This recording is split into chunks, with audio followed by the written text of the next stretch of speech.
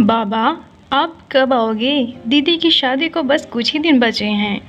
बस बेटा, 2-3 दिन का काम बाकी है, वह ख़त्म कर दूं फिर आ जाऊंगा। तुम सबके लिए कुछ कपड़े भी खरीदे हैं और मैं नहीं चाहता कि मेरी बिटिया रानी की शादी में कोई कमी रहे, इसलिए कुछ पैसों का इंतज़ाम करके आ रहा हूँ।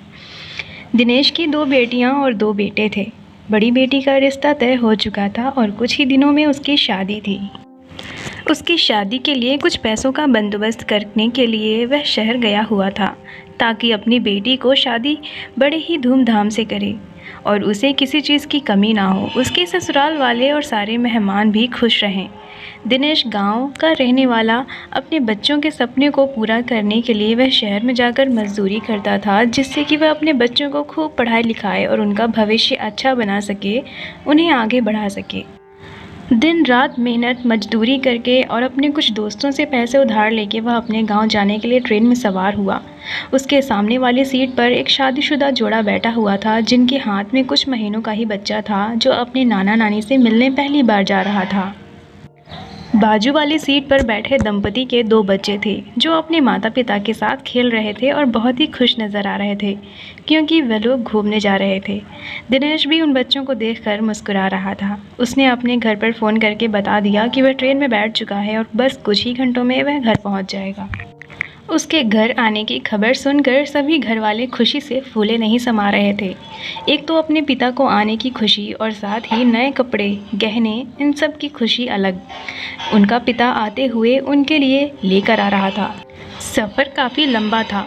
ट्रेन में बैठे सभी यात्री एक दूसरे से अनजान भले थे, मगर वह सब अपनी अपनी चीज़ों को एक दूसरे से मिल बांट कर खा रहे थे और एक दूसरे की पहचान भी कर रहे थे।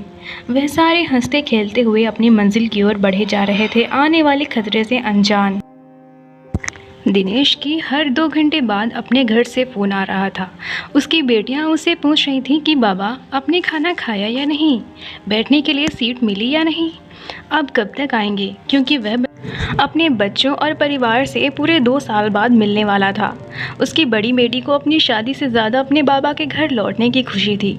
वह सबसे बड़ी होने के साथ साथ अपने बाबा की लाडली भी थी, इसलिए वह अपने बाबा का बेसब्री से इंतज़ार कर रही थी।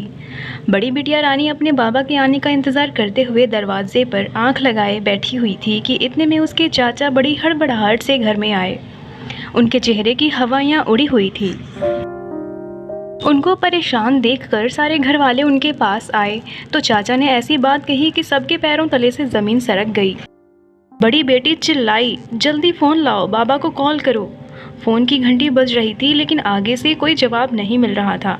परिवार वालों की बेचैनी और बढ़ती गई। बेटियों की आंखें आंसुओं से भर गईं। दोनों बेटे अभी बहुत छोटे थे, इसलिए वो ये सब कुछ समझ नहीं पा रहे थे और पत्नी के तो होश उड़े थे। ऊपर वाले से अपने पति की सलामती की दुआएं कर रही थी। बेटियां बार बार अपने बाबा को फ़ोन कर रही थीं। कई बार फ़ोन लगाने पर किसी ने फ़ोन रिसीव कर ही लिया। हेलो, मैं इंस्पेक्टर करण दास बोल रहा हूँ। यह सुनते ही बेटियों के पैरों तले से ज़मीन खिसक गई। यह जिनका फ़ोन है, क्या उनका नाम दिनेश है? बेटियों ने घबराते हुए कहा। जी जी, यह हमारे बाबा का फ़ोन है। कहाँ हैं वो, ठीक तो है ना? सामने से इंस्पेक्टर करण दास ने कहा। हमें बताते हुए बहुत दुख हो रहा है कि आपके बाबा की ट्रेन दुर्घटना में मृत्यु हो गई है। मैं आपको शहर का नाम और अस्पताल का पता बताता हूँ, आप वहाँ आकर अपने पिताजी के शव को ले जाना। इंस्पेक्टर साहब ने पता नोट करा दिया। एक ही पल में परिवार की सारी खुशियाँ बिखर कर रह गईं। जिस घर में कुछ दिनों बाद शहनाई बजने वाली थी, वहाँ मातम पसर गया। वह ट्रेन जिसमें बैठे लोग खुश नज़र आ रहे थे, हंसते मुस्कुराते हुए अपने मंजिल की ओर बढ़ रहे थे, अब उसमें हर तरफ बस शव ही शव नज़र आ रहे थे। कोई अपनी बेटी की शादी पर गाँव जा रहा था, तो कोई अपने माता पिता से मिलने जा रहा था, कोई अपने बीमार रिश्तेदार से मिलने जा रहा था, तो कोई अपनी बीमारी के कारण अस्पताल जाने के लिए घर से निकला था। क्या नज़ारा था वह, दिल दहला देने वाला। उनमें से किसी ने भी ये नहीं सोचा था कि मौत कहीं उनका इंतज़ार भी कर रही है।